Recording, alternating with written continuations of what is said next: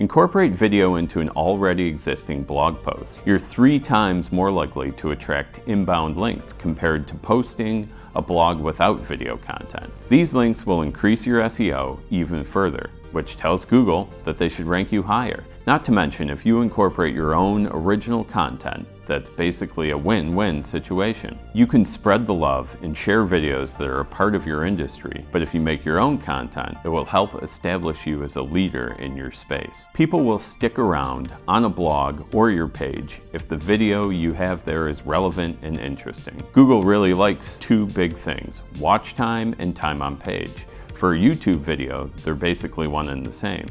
But the longer you get people to stay on your page, the more that tells Google that the content you're putting out is important. And once you get people to interact with your videos by leaving comments and subscribing, then Google's algorithm will take note and help rank you even higher.